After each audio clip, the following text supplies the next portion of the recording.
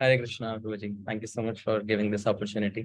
सो याद एक बार महाराज जी ही विनोद जैन प्रभु जी के घर पे थे एंड 18.33 श्लोका चल रहा था। उसमें भगवान प्राण के बारे में बोलते हैं कि माइंड को कंट्रोल करने के लिए जो डिटर्मिनेशन स्टेडी फास्ट होती है वो प्राणायाम करने से होती है।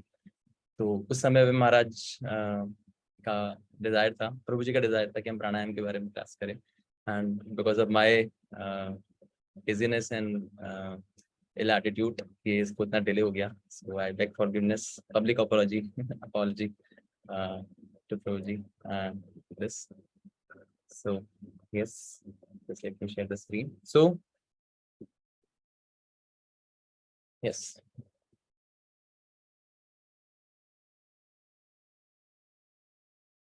so pranayam is taking charge of a mind. So we'll have a very detailed guide to pranayam, not so much detailed, but this first session would be an introductory session. I think मैं हिंदी में बात करता हूँ, ज्यादा लोग refer कर पाएंगे। तो पहला सेशन है, ये इंट्रोडक्टरी सेशन होगा। इसमें हम थोड़ा बेसिक जानेंगे प्राणायाम के क्या होते हैं, एंड देन वेडनेसडे से हम इसके जो प्रैक्टिकल जो स्टेप्स हैं वो करेंगे। सो इसमें हम क्या क्या कवर करेंगे, where are we now, our mind, about stress, then controlling the mind, we will cover conscious breathing, why and how, and then power of pranayam, its meaning, aims, relationship with our breath, our energy system, and benefits. So this all will be covered. So mind proposes challenge to be unconquerable. सभी लोग mind से दुखी हैं, मन इतना चंचल है, हम chanting करने के लिए बैठते हैं पर मन हमारा कहीं और बैठ जाता है। हम चैंटिंग करने के लिए चलते हैं तो मन हमारा कहीं और चल जाता है। हम चैंटिंग दौड़ के करते हैं तो माइंड हमारा और दौड़ जाता है। हम कितना ही प्रयास करते हैं लेकिन माइंड हमसे ज्यादा स्ट्रांग हो ही जाता है। तो ये जो अनकॉन्करेबल माइंड है, ये हम इसको कॉन्कर करने का प्रयास करने के लिए, ताकि ये कॉन्शियसली हमारे हाथ में आए और उसके बाद में हम इसको जब चाहें जिस चीज में लगा सकें, इसलिए कृष्ण में हमारे मन को लगा सकें, इस चीज के लिए हम इस प्राणायाम के ऑब्जेक्टिव को अचीव करना चाहते हैं। तो will discuss how to win this conquest in this presentation. So we'll start with a very practical application. इसमें बहुत ऐसे वो नहीं, we'll do a very quick and practical thing. So we'll dive deep into our conscious breathing. So breath and pranayam, प्राण में थोड़ा difference है, that we'll cover थोड़ा in some time. So we'll first understand what is conscious breathing. So अभी हमारी current breath कैसी है and what is the correct breath. Current breath versus the correct breath. So our breath is our guide, our companion, and our breath's quality guides our life's quality. जैसा हम श्वास लेंगे वैसा हमारा जीवन होगा। एक्चुअली महाराज बता रहे थे कि हर इंसान की ना एक्चुअली एज फिक्स नहीं होती, उसकी ना ब्रेथ्स फिक्स होती हैं। तो जो जीवात्मा जैसी ब्रेथ लेता है उस हिसाब से उसकी एज होती है। जैसे एक डॉग होता है, वो बड़ा फास्ट ब्रीदिंग लेता है तो वो 12, 13, 14, 15 साल ऐसे होता है। एक टॉर्टोइस बहुत लंबी ब्रेथ लेता है, एक मिनट की ब्रेथ होती है उसकी, एक 2 मिनट, कभी 5 मिनट की भी होती है। तो उनकी एज 100, 150, 200, कभी कभी तो 250 ईयर्स है ना, इतना भी हो जाता है। तो ह्यूमन जो है, उनकी जो ब्रेथ है, अगर वो ठीक से ले, अगर वो सही से लेता है तो 100 ईयर्स तक जी सकता है। तो इसलिए पहले के समय पे योगी जो है सेल्फ रियलाइजेशन, जो मुक्ति के लिए एम कर रहे होते थे, और मुक्ति में बहुत समय लगता है, कई कई हजार साल लग जाते हैं, तो वो अपनी एज को इंक्रीज करने के लिए प्राणायाम को रेगुलर प्रैक्टिस किया करते थे। तो ये सिर्फ एज को इंक्रीज नहीं करता, ये हमारे माइंड की क्वालिटी और कॉन्सेंट्रेशन को भी इंक्रीज करता है। So let us see what type of breath we are taking. ठीक है, let us analyze that. हम कैसी ब्रेथ ले रहे हैं इसको एनालाइज करते हैं। So current breath, with advancing age, chronic stress pushes our muscles into state of constant tension, preventing our respiratory muscles to function fully. तो हमारी करंट ब्रेथ जो है ऐसी नहीं होनी चाहिए। तो लेट्स सी, शैलो नहीं होनी चाहिए, रैपिड नहीं होनी चाहिए, रेस्ट्रिक्टेड नहीं होनी चाहिए। हम देखते हैं हम कैसे सांस लेते हैं। अब 1 सेकंड के लिए ना आप अपने ब्रेथ को ऑब्जर्व करिए सब लोग, एंड जस्ट फील कि अभी आपका कैसा ब्रेथ है, एंड उस ब्रेथ से आपका एक मूड डिफाइन हो जाएगा। The type of breath you are having right now, उससे आपका एक मूड होगा, एंड नॉट जस्ट अभी, पूरे दिन की ड्यूरेशन में। so, सब अभी 10 सेकंड लीजिए and just observe the breath. Nostril से आपकी ब्रेथ जा रही है एंड वो कहाँ तक ट्रैवल कर रही है, क्या वो पेट तक जा रही है, क्या वो थ्रोट पे रुक रही है, क्या फिर चेस्ट पे रुक रही है, कहाँ तक जा रही है, और फिर आपके स्टमक में एक्सपेंशन या डिप्लीशन हो रहा है या नहीं हो रहा, एंड देन वो ब्रेथ कैसे निकल रही है। किया सबने? Thumbs up.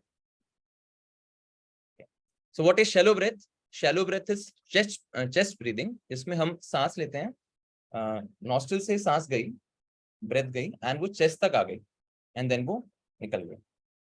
Breathing from chest, इसमें सिर्फ छाती ऊपर नीचे होती है। This is a very shallow breathing and this is undesirable and this decreases vitality, हमारी वाइटैलिटी डिक्रीज होती है। सिर्फ यहाँ से यहाँ तक जा रही है हमारी ब्रेथ, सिर्फ चेस्ट हमारी ऊपर नीचे हो रही है। सेकंड कैसी है? रैपिड ब्रीदिंग, दैट इज वो और भी खराब है एक्चुअली। वो क्या है? शोल्डर ब्रीदिंग, जिसमें चेस्ट तक भी नहीं आ रही, सिर्फ शोल्डर से हम सांस ले रहे हैं and this is restricted to collar bones only.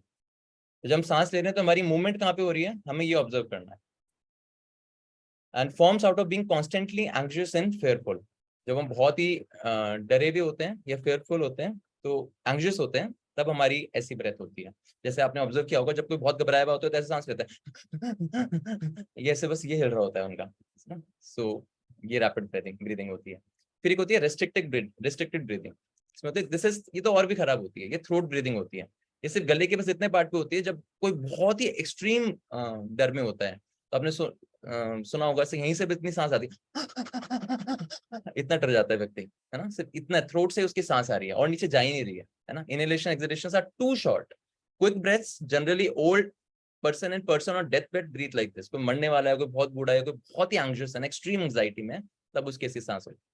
तो बेसिकली श्वास से हमारे मूड्स चेंज हो रहे हैं।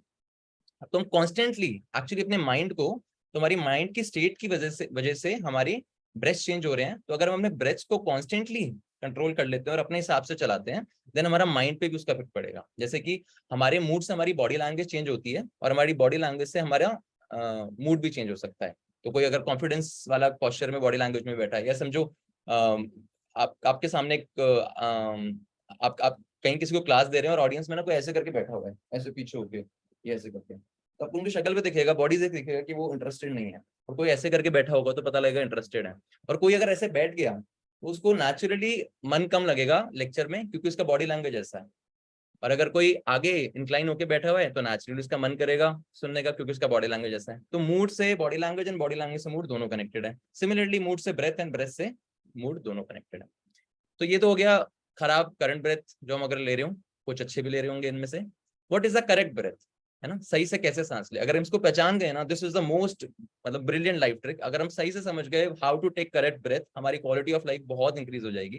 The quality of our mind, the quality of our thoughts, वो बहुत ही ज्यादा हाई अच्छा हो जाएगा। So every breath we take affects every move we take. हर एक श्वास हमारी हर एक मूव को इफेक्ट करती है। So deep, slow and rhythmic, this should be the way we should take our breath. So हम डीप इसमें इस टॉपिक में डीप जाते हैं। सो डीप में क्या है? Every inhalation should fill up the belly. अब सब क्या करेंगे, मेरे साथ एक छोटी एक्सरसाइज करेंगे। सब अपने लेफ्ट हैंड को अपने स्टमक पे लगा लीजिए, लेफ्ट हैंड स्टमक पे। अभी क्या करना है, अब श्वास लेनी है। अब देखना है कि मैं जब श्वास ले रहा हूं या ले रही हूं तो मेरा स्टमक बाहर आ रहा है या नहीं आ रहा। सांस लेने पे मेरा स्टमक बाहर आना चाहिए और डीप ब्रेथ होनी चाहिए ताकि स्टमक तक जाए। सो सबसे छोटी ब्रेथ थ्रोट वाली, उससे बड़ी शोल्डर तक, उससे बड़ी चेस्ट तक एंड उससे बड़ी स्टमक तक, मतलब स्टमक तक जानी चाहिए। तो आइडल ब्रेथ वो है जो नाक से लेके हमारा जो नेवल रीजन है वहां पे टच करें और फिर वापस आए। मेरे कनेक्शन में डिस्टर्बेंस आया थी। प्रभु जी आवाज ठीक से नहीं आ रही है। Am I audible अभी? प्रभु जी आपकी आवाज कट रही है। आवाज कट रही है प्रभु जी। अभी अभी ये सही है?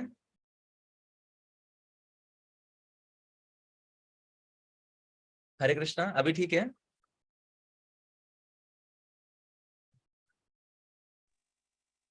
Kindly repeat last 1 minute.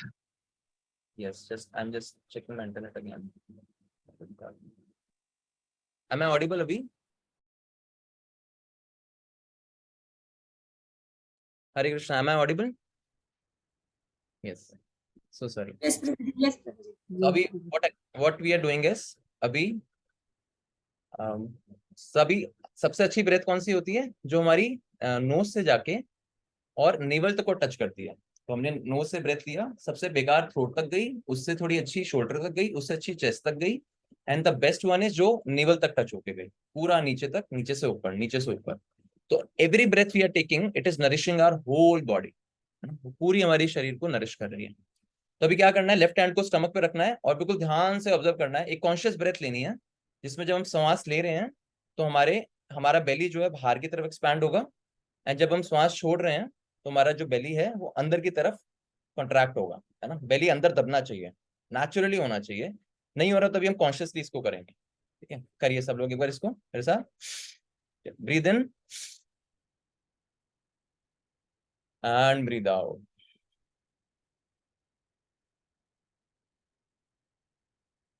This was the first step. अभी हम क्या करेंगे, डीप लेवल ऑफ ब्रेथ के 3 स्टेप्स होते हैं, अब हम सेकंड एंड थर्ड स्टेप करेंगे। तो फर्स्ट स्टेप वाज कि हम अपने स्टमक को पूरा फुल कर दें, सेकंड स्टेप की हम अपने चेस्ट को पूरा फुल कर दें, एंड थर्ड स्टेप ही हम अपने शोल्डर्स को पूरा फुल कर दें। तो अभी सबको 6 सेकंड्स में ब्रेथ लेनी है। I will count 6 seconds and आपको 6 सेकंड्स में स्लोली स्लोली ब्रेथ लेनी है कि आपके स्टमक पहले फुल हो जाए, फिर आपका चेस्ट बिल्कुल वाइड एंड एक्सपैंड हो जाए, एंड देन आपका शोल्डर बिल्कुल थोड़ा ऊपर उठ जाए ना। That will be a quality deep breath. ठीक है, सो स्टार्ट। अभी हम स्टार्ट करेंगे 1 2 3 6 5 4 3 2 1 एंड रिलैक्स। कौन कौन कर पाया? स्टमक भी एक्सपैंड हुआ, चेस्ट भी एक्सपैंड हुई एंड शोल्डर्स भी एक्सपैंड हुए, देखा? ठीक है, अभी हम कॉन्शियसली ब्रीद इन भी करेंगे 6 सेकंड्स में और कॉन्शियसली ब्रीद आउट भी करेंगे 6 सेकंड्स में। ठीक है, so will do again. Ready? Breathe in 6 5 4 3 2 1, hold for 3 seconds, 3 2 1, and then we'll release in 6, slowly releasing in 5 4 3 2 1। So जब रिलीज कर रहे हैं तो सेम चीज ऑपोजिट में होगी, हमारे जो शोल्डर्स हैं वो नीचे जाएंगे, चेस्ट हमारी कॉन्ट्रैक्ट होगी और हमारा स्टमक भी कॉन्ट्रैक्ट होगा। और इसका भी जो सीक्वेंस है वो कैसे होगा, पहले हमारा स्टमक कॉन्ट्रैक्ट होगा, देन हमारी चेस्ट कॉन्ट्रैक्ट होगी, एंड देन हमारे शोल्डर्स कॉन्ट्रैक्ट होंगे। तो ये जो आपने अभी ब्रेथ लिया ना, this was a deep breath, और ऐसे डीप ब्रेथ हमें हमेशा लेना है, filling our stomach, chest and shoulders every time. So every inhalation, अभी इसको डिटेल में भी करेंगे जब प्रैक्टिस करेंगे, अभी जस्ट हम इसको इंट्रोडक्शन में कर रहे हैं। So every inhalation should fill up the belly, every exhalation should deflate the belly, है ना। सबसे मेन है बेली, बेली हमारा बाहर आना चाहिए और अंदर जाना चाहिए। कुछ लोग श्वास ही गलत है, किस किस की श्वास गलत आ रही थी कि जब सांस ले रहे थे तो पेट बाहर आने की जगह अंदर जा रहा है, कोई ऐसा? एक 1 hand 2 hand 3 hand, this is 4 hands। तो इसका मतलब हम बहुत ही गलत तरीके से सांस ले रहे हैं, and this will decrease our vital energy, है ना। ये हमारी एनर्जी को कमी करता जाएगा, हमारे माइंड को स्ट्रेस में और एंजाइटी में डालता जाएगा धीरे धीरे। So the correct method is कि जब हम सांस ले तो स्टमक बाहर आए और सांस छोड़े तो अंदर आए। तो we should be very very much conscious of this. तो अब इसको धीरे धीरे जो जिन लोगों का गलत हो रहा है उनको हर 15 मिनट्स का एक अलार्म लगाना चाहिए और उनको एक ऑब्जर्व करनी चाहिए अपनी ब्रेथ, और कॉन्शियसली इसको ठीक करना चाहिए, और ये ठीक हो जाएगा क्योंकि हमारा नेचुरल बॉडी का फ्लो ऐसा ही है, अगर हम कॉन्शियसली इस पर थोड़ा टाइम लगाएंगे तो ठीक हो जाएगा। Okay, then what is slow breathing? Slow breathing is each inhalation should take a minimum of 4 seconds and each exhalation should take 4 to 8 seconds. Ratio of inhalation to exhalation should be 1:2। मतलब हम जितने seconds में inhale कर रहे हैं उससे double seconds में हम एक्सहेल करें। So if you're inhaling in 4 seconds, then we can exhale in 6 to 8 seconds. So this is slow breathing. अब स्लो ब्रीदिंग की जब रिदमिक हो जाती है, मतलब एक कांस्टेंट रेशियो कंटिन्यूस बहुत समय तक चलता रहता है, inhalation exhalation ratio should continue to be same. अगर ये कंटिन्यूसली स्टेट में चलता ही रहता है व्यक्ति का, then it is called rhythmic breath, है ना। फ्री फ्लोइंग होनी चाहिए, यानी फोर्स नहीं होनी चाहिए। रिदमिक ब्रेथ अभी तो हम कॉन्शियसली स्लो ब्रीदिंग कर सकते हैं कि 4 सेकंड्स में हमने सांस ली, देन हमने 8 सेकंड्स में छोड़ी, पर हम पूरे दिन Your voice is cracking, Prabhu. Okay. How is it now? Hare Krishna.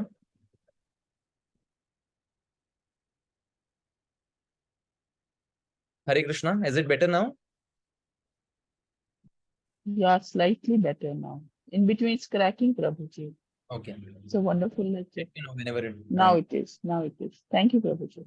So slow breathing तो हम deliberately कर सकते हैं, हम 4 सेकंड में सांस ले लेंगे, देन हम 8 सेकंड में सांस छोड़ देंगे, ये तो हम कॉन्शियसली कर लेंगे, पर हम इसको लंबे समय तक नहीं करते हैं। तो अगर ये जब ये लंबे समय तक होने लग जाए, ऑटो मोड पे होने लग जाए without force, then it is called rhythmic breath. So our target should be deep slow rhythmic breaths.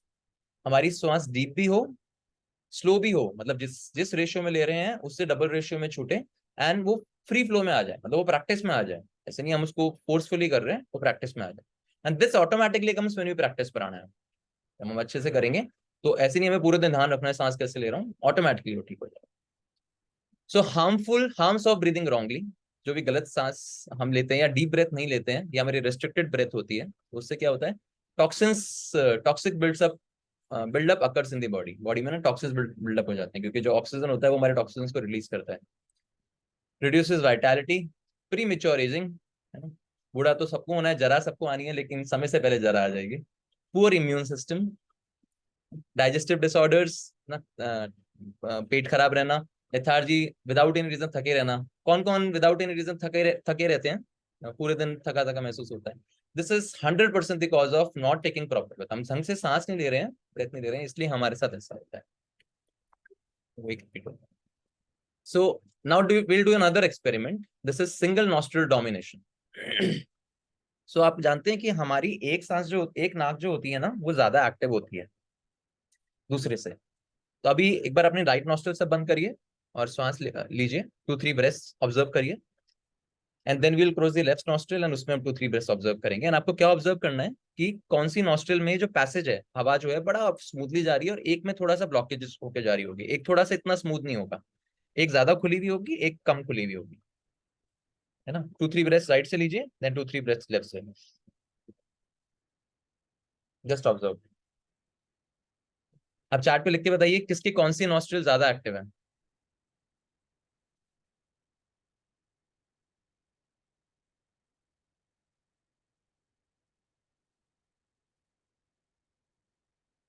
Right right right, left, right left left, right right, okay, left, yes, ये left, yes, okay. तो सभी ने observe किया कि one nostril is more active than the another nostril, है ना, सबने observe किया। सो दिस नॉस्ट्रिल एक्टिवेशन की ये वाली एक्टिव है, ये वाली एक्टिव है, this changes in every 1.5 to 2 hours, हर 2 घंटे में चेंज होता रहता है। अभी क्या करना है कि आज आप पूरे दिन, है ना, हर 2 घंटे में इसको ऑब्जर्व करना, ये चेंज हो रहा है कि नहीं हो रहा, और आप नोट कर लेना कि एवरी 2 आवर्स में कि राइट था या लेफ्ट था। एंड इन दी एंड आपका जो एवरेज है ना राइट और लेफ्ट का, वो सेम आना चाहिए। इफ दैट एवरेज, वो एवरेज सेम नहीं आ रहा है कि जितने आपके राइट में जिस टाइम आपकी नोज एक्टिव थी उतनी आपकी लेफ्ट नोज एक्टिव है हर 2-2 घंटे में, होल डे के एवरेज पे, अगर ऐसा नहीं हो रहा है देन, और एक ही नॉस्ट्रिल बहुत ज्यादा एक्टिव है, बहुत ज्यादा डोमिनेंट है basically, then we are in some serious illness. तो इट्स नॉट कि अभी कैसा है, वो नहीं है, कंफ्यूज मत होइएगा, इट्स नॉट अभी कैसा है, सभी का एक बार में एक ही होगा एक्टिव, लेफ्ट या राइट, लेकिन जब हम पूरे दिन का एवरेज निकालेंगे हर 2-2 घंटे में जो चेंज होता है वो इक्वल आना चाहिए। अगर नहीं होता then this is happening. So modes of mental activity depend on which nostril is dominant and more often. So this is from text of Shiva Suradhya, Soro Yoga, text number 6, that if right nostril is more dominant, अभी के लिए नहीं, again I am saying पूरे दिन के average में, अभी एक रहेगी हर 2-2 घंटे के एवरेज में जब हम चेक करेंगे पूरे दिन में, तो अगर पूरे दिन में बहुत ही ज्यादा अगर एक नॉस्ट्रिल एक्टिव आ गई है, if right nostril is more dominant, then that person is more prone to mental disturbances and nervous disturbances. And if left nostril is more dominant, then उसको बॉडी की ज्यादा problem, increase fatigue and reduce energy levels. तो एक से mind problem ज्यादा होगी और एक से बॉडी प्रॉब्लम ज्यादा होगी, आप खुद ऑब्जर्व कर सकते हैं। या तो बीमार रहेगा या उसको मेंटल डिसऑर्डर, कुछ ना कुछ प्रॉब्लम आएगा। सो ये अब जो प्राणायाम हम करते हैं उसमें हम अपने पिंगला पिंगला, मतलब लेफ्ट नॉस्ट्रिल और राइट नॉस्ट्रिल, इन दोनों की ब्रेथ के एवरेज को बिल्कुल अलाइन कर देते हैं। सो लेफ्ट नॉस्ट्रिल से सांस लेना gives a cooling effect। अब मेरी आवाज से आ रही है, इंटरनेट कनेक्शन डिसेबल बताया था, ठीक है। लेफ्ट नॉस्ट्रिल से सांस लेने से कूलिंग इफेक्ट आता है as per pranayama, and right से लेने से हीटिंग इफेक्ट आता है। तो इसको, यहाँ से एक प्राणायाम होता है उसको चंद्र भेदी प्राणायाम बोलते हैं, और यहाँ से प्राणायाम होता है उसको सूर्य भेदी प्राणायाम बोलते हैं, वो हम आगे करेंगे। तो उसमें अगर किसी व्यक्ति को बहुत हीट की प्रॉब्लम है बॉडी में तो वो चंद्रभेदी करे, बहुत गर्मी ठंडी की प्रॉब्लम है तो वो सूर्यभेदी करे। सूर्यभेदी अगर वो अच्छे से करता है तो वो ऐसे बोलते हैं सर्दियों में भी बहुत ही बर्फीले स्थान पे भी विदाउट कपड़ों के रह सकता है, अगर वो ठीक से कर सकता है तो इतनी बॉडी में हीट जनरेट कर देता है। सो ये जो लेफ्ट वाली नॉस्ट्रल है ये हमारी इंगला नाड़ी होती है, हम आगे डिस्कस करेंगे। एंड लेफ्ट वाली राइट वाली नॉस्ट्रल पिंगला नाड़ी, इन दोनों को इन दोनों के लिए रिस्पॉन्सिबल होती हैं। एंड इनके बीच में एक सुषुम्ना नाड़ी होती है, दैट इज स्पिरिचुअल। तो अगर हम दोनों को बैलेंस कर लेते हैं तो हमारा जो स्पिरिचुअल अलाइनमेंट है वो बॉडी का ठीक हो जाता है। And then it is very easy for us to focus our mind. So when this is not happening properly, this breathing in modern civilization, stress has become a chronic and teenagers are being its primary victims nowadays. Stress has now been proven leading cause for various psychological, physical and mental health related problems according to recent research by WHO. So ये जो stress का issue जो है ना, ये सबसे पहले हमारी ब्रेथ को ही खराब करता है। एंड प्राणायाम से अगर हम ब्रेथ को सही रख सकते हैं तो स्ट्रेस नहीं होगा। तो स्ट्रेस जो है वो हाइपर या तो ओवर सेंसिटिव होता है कोई व्यक्ति, या फिर वो हाइपर सेंसिटिव होता है। Either that person is very sensitive to small things, और वो person छोटी छोटी चीजों पे बहुत ज्यादा ओवर रिएक्ट कर देता है। So conscious breathing holds an exceptional place here. इससे क्या फर्क पड़ सकता है, इसमें हम क्या कर सकते हैं? कॉन्शियस ब्रीदिंग से इस पे बहुत इफेक्ट डाल सकते हैं। Our breath is first to get affected by stress, है ना। जैसे कोई बहुत डर जाता है ना, एंग्शियस हो जाता है तो उसकी ब्रेथ बहुत स्लो हो जाती है, हमने देखा है ना, उसकी चेस्ट में ब्रेथ आ जाती है, शोल्डर पे आती है, फिर और वर्स्ट केसेस में सिर्फ थ्रोट पे रह जाती है। सो with our breath we can influence the nervous system. By breathing properly we can improve our stress response. इसलिए स्ट्रेस में जनरली लोगों को योगा प्राणायाम, स्पेसिफिकली प्राणायाम करने को बोलते हैं। And this is the extreme level of mental turbulence, mental disturbance that one gets affected to. So offering our body and mind to high quality stress is wrong, and offering our body and mind to conscious breathing is right. It's very natural that less stress equals to more blessed, more blissful, more quality level. अब how it affects our chanting. Now we'll see the ultimate clue. So Krishna says in Bhagavad Gita 6.6, for him who has conquered the mind is the best of friends. But for one who has failed to do so, his mind will be the greatest enemy. So मनी ही चंचला मना कृष्ण है ना, ये money सबसे बड़ा दुश्मन है। So कैसे ये लूप चलता है? ये एक्चुअली लूप दोनों डायरेक्शन में चलता है। So the uncontrolled mind, हमारा माइंड अनकंट्रोल होता है, उसकी वजह से हमारे माइंड में बहुत सारे रेसिंग थॉट्स आते हैं, ये भी कर लो, वो भी कर लो, ये करना था, वो करना था, ऐसे करना था, वैसे करना था। एंड देन जब वो बहुत रेसिंग थॉट्स हमारे कंट्रोल से बिल्कुल ही बाहर चले जाते हैं, then it creates a very strong disturbance और उसकी वजह से हमारी इनअटेंटिव चैंटिंग होती है।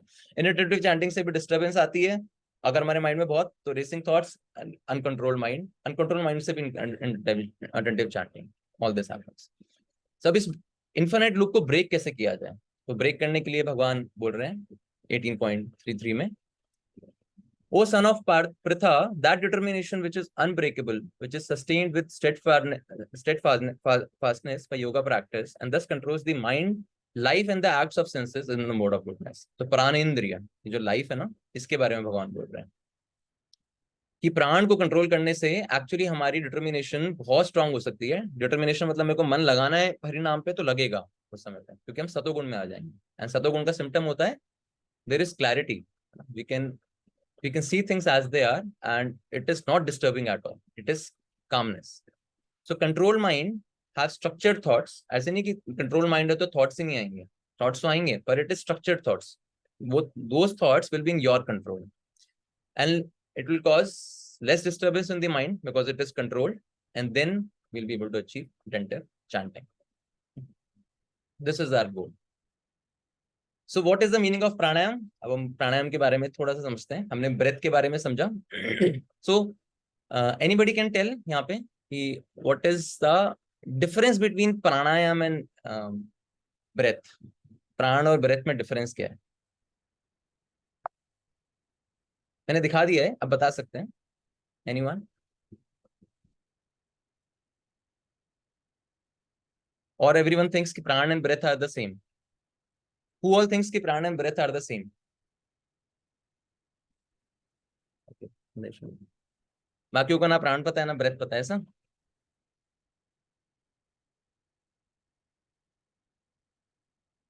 यस सरिता माता जी।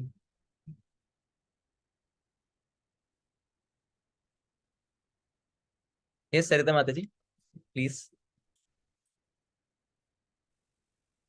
हरे कृष्णा प्रभु जी, सादर प्रणाम।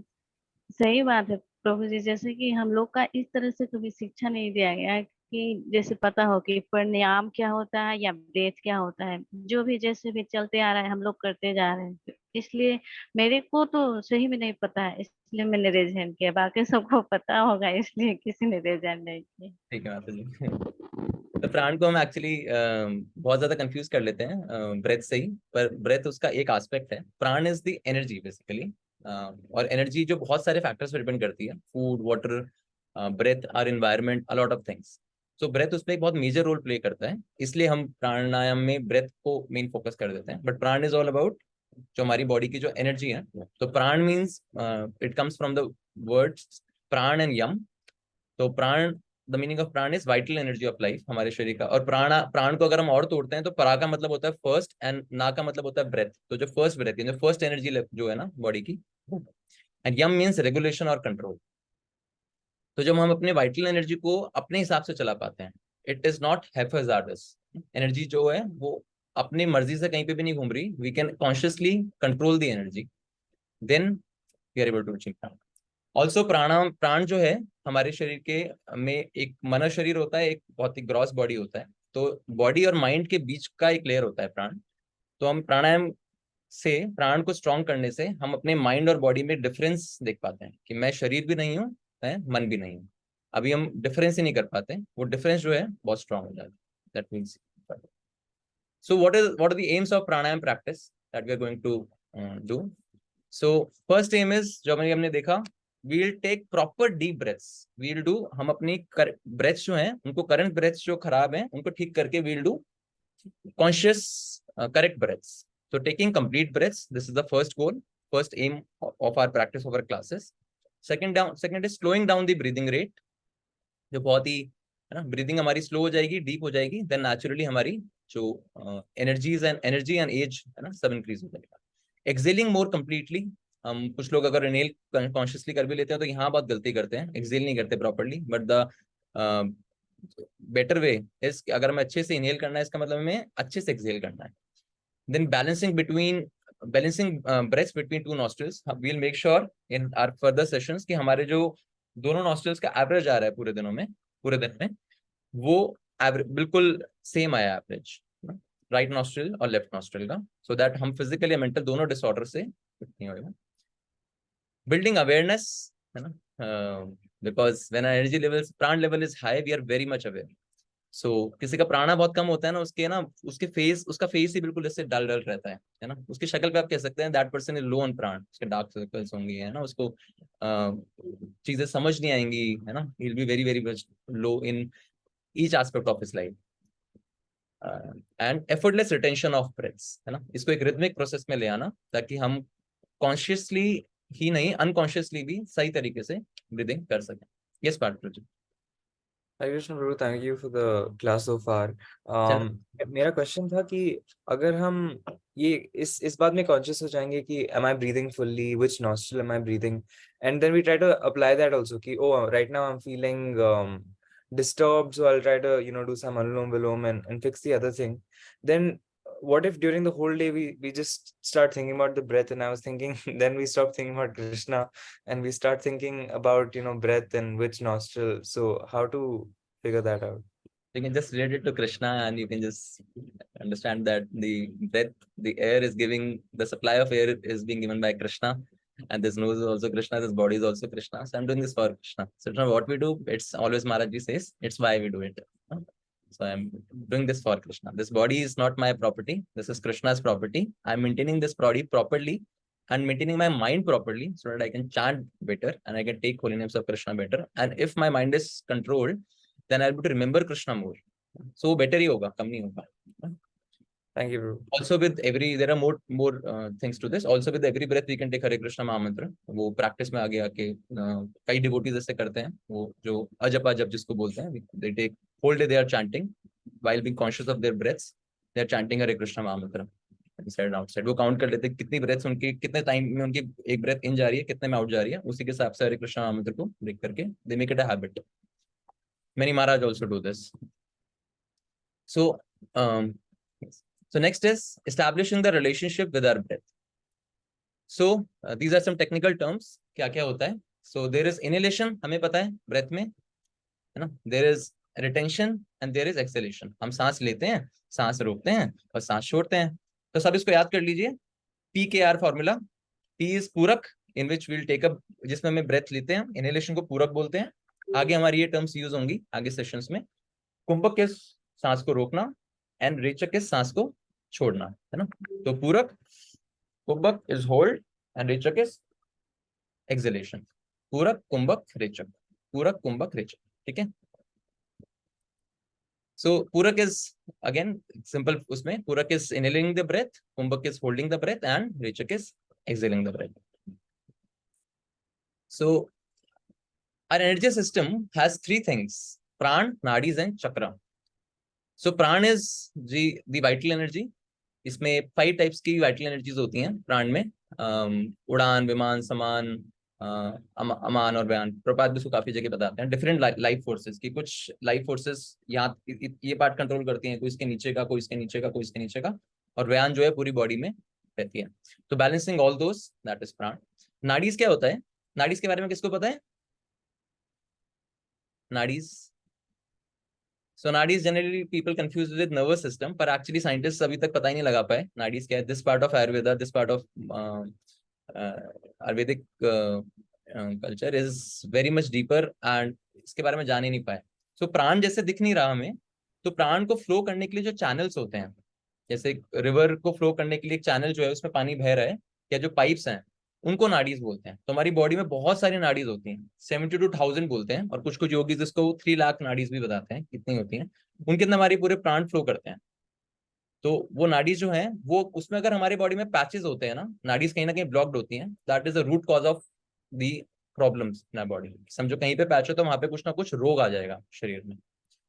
वो जो नाडीज हैं उसमें कई सारे इंटरसेक्शंस होते हैं, और जो कोई ऐसी जगह, जैसे रेलवे ट्रैक्स है ना, बहुत सारे नाडीज हैं, और किसी एक जगह पे बहुत सारे अगर जंक्शन है, जैसे रेलवे स्टेशन में होते हैं ना, जंक्शन होता है, यहाँ पे एक ही जंक्शन से बहुत सारी ट्रेनें जाती हैं, है ना? जंक्शन होते हैं ना रेलवे, जैसे NDLS एक जंक्शन है, तो बहुत ही सारी ट्रेन एक ही जगह से जाती हैं. तो ऐसी बहुत सारी नाड़ियां जब एक जगह इकट्ठी होती है ना, तो उसको 7 मेजर जगह इकट्ठी होती हैं, उसको बोलते हैं चक्रास. चक्रास जो है प्राण की एनर्जी को अब्सॉर्ब करते हैं. 7 chakras are there majorly in the body, and फिर वो प्राण को डिस्ट्रीब्यूट करते हैं. Some technical terms again. So last part is we'll see the benefits of pranayam. That was the aims, and these are the benefits. So again, it aids the digestion process in our body. First, हमारा प्राण अगर हमारा ठीक है तो हमारी body में, क्योंकि ऑक्सीजन चाहिए होता है कोई भी फूड को डाइजेस्ट करने के लिए, सो we'll be having ample oxygen in our body. So वो हमारे डाइजेशन को एड करेगा. सेकंड, जो हमारा मेन पर्पस है, regulates the mind and relaxes the body, ना, माइंड को रेगुलेट कर देगा. युक्त आहार विहार से सब ये पूरा हमारा रेगुलेशन कर देगा, क्योंकि माइंड के अंदर ही सारी सेंसेस आती हैं. तो इफ माइंड इज रेगुलेटेड, सारे सेंसेस ऑटोमेटिकली रेगुलेट करेंगे. थर्ड इज रिलीज स्ट्रेस, है ना, ओवर थिंकिंग, रिलीज स्ट्रेस और अनकंट्रोल्ड थॉट्स, उसको ठीक करेगा. Fourth is boost immunity, because the life force is strong, प्राण इज स्ट्रॉन्ग. तो जिसके प्राण बड़े स्ट्रॉन्ग होते हैं उसको इजीली बीमारी नहीं लगती, है ना. तो जो लोग भी आप में से बहुत ही कम बीमार पड़ते हैं, मतलब आप बहुत सही से श्वास ले रहे हैं, आपके प्राण ठीक है, अच्छे चल रहे हैं, ना, उसको और better. Fifth is enhances focus and mindfulness, है ना. देयर आर सम स्पेसिफिक प्राणायाम जो फोकस इंक्रीज करते हैं, जैसे नाड़ी शोधन प्राणायाम हो गया, मैंने आपको बताया. तो इंगला पिंगला नाड़ी के बीच में जो सुषुम्ना नाड़ी होती है उसको एक्टिवेट करना, which we will see further in further classes. तो उनको उसको इंक्रीज करते हैं. इंक्रीजेस लंग कैपेसिटी, है ना, हम ज्यादा क्वालिटी सांस ले सकते हैं, ज्यादा क्वांटिटी में भी सांस ले सकते हैं, तो एक ज्यादा क्वालिटी लिविंग ले सकते हैं. So 2 particular are the extra benefits of pranayam, जो हमारे spiritual benefits हैं. Which one is spiritual growth, actually spiritual growth, because when the mind is controlled, we can actually engage in Krishna consciousness. And pranayam करने से mind control जो होता है वो भी बड़ा सात्विक होता है. एक तो राजसिक हो गया कि हम अपने हिसाब से कर रहे हैं, लेकिन डिजायर्स भी बहुत हैं, पर प्राणायाम से डिजायर्स भी व्यक्ति के बहुत ही कंट्रोल और कम होते जाता है. तो नेचुरल व्यक्ति का स्पिरिचुअल इंक्लिनेशन बढ़ता जाता है. And second, जो most important है that we are going to achieve is the attentive chanting. So, thank you so much, Hare Krishna. This was an introductory session for today. Sorry for making it a little longer. Next session on Friday, Wednesday would be a very practical session. अब फिर हम कौन-कौन से types के प्राणायाम होते हैं,